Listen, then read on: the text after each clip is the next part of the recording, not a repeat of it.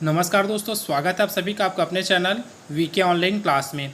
तो यह हमारा हिंदी का चौथा वीडियो है, जिस वीडियो में हम लोग बात करने वाले हैं इम्पॉर्टेंट समुच्चारित शब्दों के बारे में। तो यहाँ हम लोग लगभग 25 क्वेश्चन देखने वाले हैं, जो कि मोस्ट इम्पॉर्टेंट है समुच्चारित शब्द से। तो बिना देरी के वीडियो को स्टार्ट करेंगे, और जब तक हम लोग वीडियो को स्टार्ट करते हैं तब तक आप हमारे चैनल को सब्सक्राइब करके बेल आइकन को प्रेस कर दीजिएगा। और साथ ही इससे पहले जो 3 वीडियो अपलोड है उसमें पर्यायवाची शब्द है, तत्सम, तद्भव, देशज, विशेषण का एक वीडियो अलग से है, और साथ ही विलोम शब्द का सब एमसीक्यू के रूप में है। अगर अभी तक आप लोगों ने नहीं देखा है तो प्लेलिस्ट में जाकर उसको ज़रूर देखिएगा। तो चलिए अब इसको स्टार्ट करते हैं, जो आज का वीडियो है और आज के जो प्रश्न हैं उनको। तो देख सकते हैं, जो पहला हमको दिया प्रश्न वो है अनल और अनिल। ठीक है, एक शब्द युग्म हमको दिया है जिसमें क्या है, अनल है और अनिल है।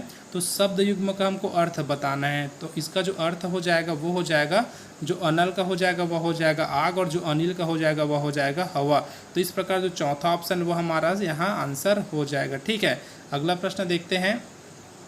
श्रवण दिए है और श्रमण दिए है। ठीक है, दोनों को याद रखिएगा, अच्छे से पढ़िएगा, एक एक मात्रा से देखिएगा, इनका अर्थ बदलते जाएगा।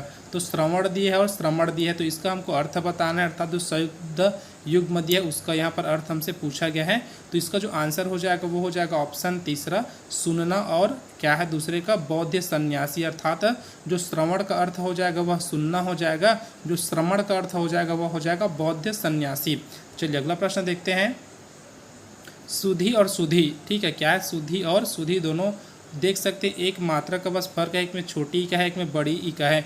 अब इसको बताना, इसका जो शब्द युग्म का हमको अर्थ यहाँ पर पूछा गया है, तो क्या हो जाएगा, यहाँ ऑप्शन जो चौथा है वो हमारा यहाँ सही हो जाएगा। ठीक है, तो जो सुधी का अर्थ है, अर्थात जिसमें छोटा ऊ दिख रहा है आपको यहाँ पर और छोटा ई दिख रहा है। ठीक है, तो इसका जो अर्थ हो जाएगा वह हो जाएगा याद, और जो दूसरा वाला सुधी दिया उसका जो अर्थ हो जाएगा वह हो जाएगा विज्ञान। तो इस प्रकार जो चौथा ऑप्शन वो हमारा यहाँ सही हो जाएगा। चलिए अगला प्रश्न देखते हैं।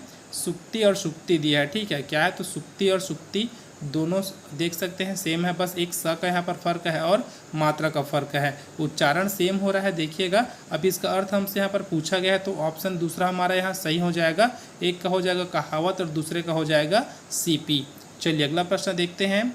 सर और सर। ठीक है, क्या दिया, एक सर है और दूसरा क्या सर है, इसका हमको यहाँ पर अर्थ बताना है। तो क्या हो जाएगा, इसका जो अर्थ हो जाएगा वह हो जाएगा ऑप्शन तीसरा, तालाब और बाढ़। ठीक है, ऑप्शन तीसरा हमारा यहाँ सही हो जाएगा।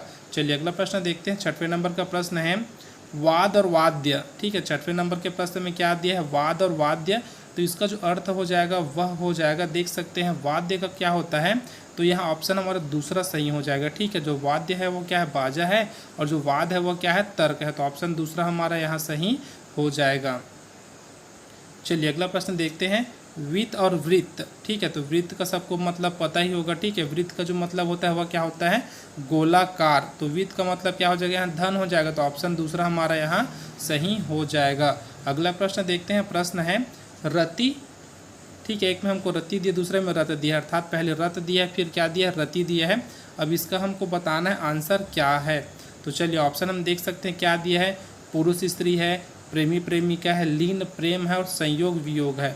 तो क्या हो जाएगा, यहाँ जो रत का अर्थ है वह हो जाएगा लीन से हो जाएगा, और जो रति का अर्थ है वह हो जाएगा प्रेम से। तो ऑप्शन तीसरा हमारा यहाँ सही हो जाएगा। अगला प्रश्न देखते हैं। भारतीय और भारती। ठीक है, क्या दिया है, एक में दिया भारतीय और दूसरा में दिया भारती। तो शब्द युग्म का हमको अर्थ यहाँ पर पूछा गया है, तो इसका जो अर्थ युग्म हो जाएगा वह देख सकते हैं, हमको पहले में देखे तो सब पे भारतवासी भारतवासी भारतवासी भारतवासी दिया है। अब हमको क्या करना है, दूसरे साइड का देखना है क्या है। तो भारती से जहाँ पर जो अर्थ है वह हो जाएगा सरस्वती से। ठीक है, तो ऑप्शन हमारा क्या हो जाएगा, पहला यहाँ पर सही हो जाएगा। चलिए अगला प्रश्न देखते हैं। प्रश्न दिया है बद्ध और वृद्ध। ठीक है, क्या दिया है, बद्ध और वृद्ध शब्द युग्म का अर्थ हमको यहाँ पर बताना है, और क्या हो जाएगा, इसका जो अर्थ युग्म हो जाएगा वह हो जाएगा ऑप्शन दूसरा, बंधा हुआ और बूढ़ा। ठीक है, तो वृद्ध का अर्थ क्या होता है, बूढ़ा होता है। अब देख सकते हैं सब में आपको बूढ़ा तो दिया है, लेकिन आपको इस बद्ध का अर्थ जानना जरूरी है। तो क्या हो जाएगा, ऑप्शन दूसरा हमारा यहाँ सही हो जाएगा, जिसमें दिया है बंधा हुआ और बूढ़ा। अगला प्रश्न देखते हैं। बात और वात। ठीक है, क्या दिया है, जो अगला शब्द युग्म है वह है बात और वात। तो इसका जो अर्थ है वह हो जाएगा वचन और हवा। ठीक है, तो बात का अर्थ हो जाएगा वचन और वात का अर्थ हो जाएगा हवा। अगला प्रश्न है देव और दैव। ठीक है, क्या दिया है, देव और दैव दिया है, तो इसका जो अर्थ हो जाएगा अर्थात जो शब्द युग्म है उसका अर्थ क्या हो जाएगा, देवता और भाग्य, जो कि ऑप्शन दूसरा में आपको देखने को मिल जाएगा। चलिए अगला प्रश्न देखते हैं। प्रश्न दिया है नीर और नीड़। ठीक है, क्या दिया है, नीर और नीड़। तो नीर का अर्थ हमको पता है क्या होता है, जल होता है, लेकिन जल क्या है, दो ऑप्शन में हमको यहाँ पर दे दिया गया है। और जो नीड़ का अर्थ होता है वह होता है घोंसला। तो क्या हो जाएगा, ऑप्शन पहला हमारा यहाँ सही हो जाएगा। चलिए अगला प्रश्न देखते हैं। प्रश्न दिया है नीरद और नीरज। ठीक है, तो क्या है, जो नीरज का अर्थ होता है वह होता है कमल। तो चार ऑप्शन में तो हमको कमल दे दिया गया है, लेकिन हमको नीरद का अर्थ जानना यहाँ पर जरूरी है। तो क्या होता है, जो नीरद का अर्थ होता है वह होता है बादल। तो ऑप्शन चौथा हमारा यहाँ सही हो जाएगा। वीडियो अगर आपको अच्छा लग रहा हो, क्वेश्चन समझ में आ रहा हो, तो वीडियो को जरूर लाइक कीजिएगा, लाइक करना ना भूलिएगा, और साथ ही शेयर करना तो ना भूलिएगा देखने के बाद। चलिए अगला प्रश्न देखते हैं। निशाकर और निशाचर शब्द युग्म का अर्थ हमसे पूछा गया है। रात्रि पक्षी दिया है, रात्रि उल्लू दिया है, चंद्रमा राक्षस दिया है, चंद्रमा पुष्प दिया है। तो इसका जो आंसर हो जाएगा वो हो जाएगा ऑप्शन तीसरा, चंद्रमा और राक्षस। ठीक है, तीसरा इसका आंसर हो जाएगा, अर्थात निशाकर से अर्थ है चंद्रमा और निशाचर से अर्थ है राक्षस। चलिए अगला प्रश्न देखते हैं। क्या दिया है, परिणाम और परिमाण। ठीक है, क्या है, परिणाम और परिमाण शब्द युग्म का अर्थ हमसे पूछा गया है। तो इसका जो अर्थ होता है वो होता है नतीजा। ठीक है, क्या होता है, इसका अर्थ जो होता है वह नतीजा है। और परिमाण का जो अर्थ होता है वह होता है मात्रा, अर्थात ऑप्शन दूसरा हमारा यहाँ सही हो जाएगा। ठीक है, जिसमें दिया नतीजा और मात्रा। चलिए अगला प्रश्न देखते हैं। परिमिति और परिमिति। ठीक है, क्या दिया, परिमिति और परिमिति शब्द युग्म का अर्थ हमको यहाँ पर पूछा गया है। तो क्या हो जाएगा, इसका आंसर ऑप्शन तीसरा हो जाएगा, जो परिमिति है। ठीक है, क्या है, जो परिमिति है इसका जो अर्थ हो जाएगा वह हो जाएगा चरम सीमा, और परिमिति का जो अर्थ हो जाएगा वह हो जाएगा मर्यादा। तो ऑप्शन तीसरा हमारा यहाँ सही हो जाएगा। ठीक है, चलिए अगला प्रश्न देखते हैं। प्रश्न है पास और पार्श्व। ठीक है, दो शब्द हमको दिया है, पास और पार्श्व शब्द युग्म का अर्थ हमसे पूछा गया है। तो जो पास का अर्थ है वह हो जाएगा बंधन, और जो पार्श्व का अर्थ हो जाएगा बगल में। तो इस प्रकार हमारा आंसर क्या हो जाएगा, ऑप्शन तीसरा हमारा आंसर हो जाएगा। चलिए अगला प्रश्न देखते हैं।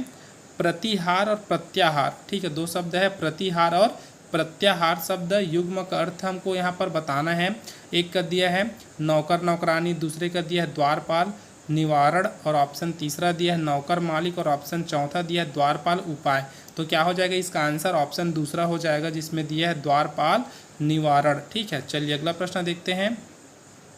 वास और बांस। ठीक है, क्या दिया है, वास और बांस एक शब्द युग्म है, अर्थात इसका अर्थ हमको बताना है।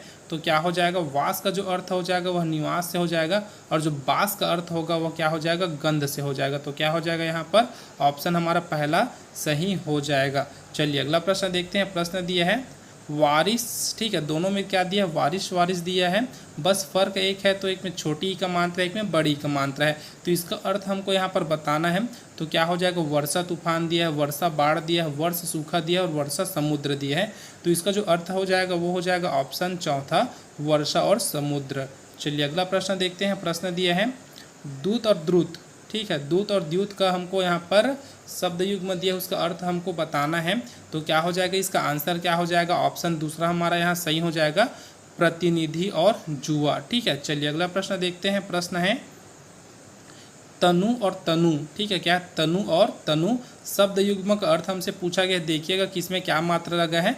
तो क्या हो जाएगा, ऑप्शन तीसरा हमारा यहाँ सही हो जाएगा, दुबला और पुत्र। ठीक है, इसका अर्थ हमको मिल जाएगा, जो कि ऑप्शन तीसरा में देखने को मिल रहा है। चलिए अगला प्रश्न देखते हैं। जलद और जलज। ठीक है, क्या बोला गया है, जलद और जलद शब्द युग्म का अर्थ हमको बताना है। एक में द है और एक में ज है। तो क्या हो जाएगा, जो जलद का अर्थ हो जाएगा वह हो जाएगा बादल, और जो जलज का अर्थ हो जाएगा वह हो जाएगा कमल।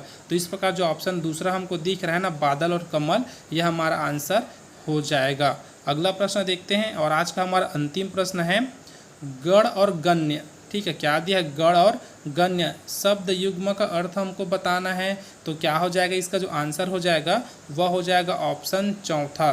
तो जो गण से तात्पर्य है वह हो जाएगा समूह, और जो गण्य से तात्पर्य है वह हो जाएगा गिनने योग्य। तो ऑप्शन चौथा हमारा यहाँ सही हो जाएगा।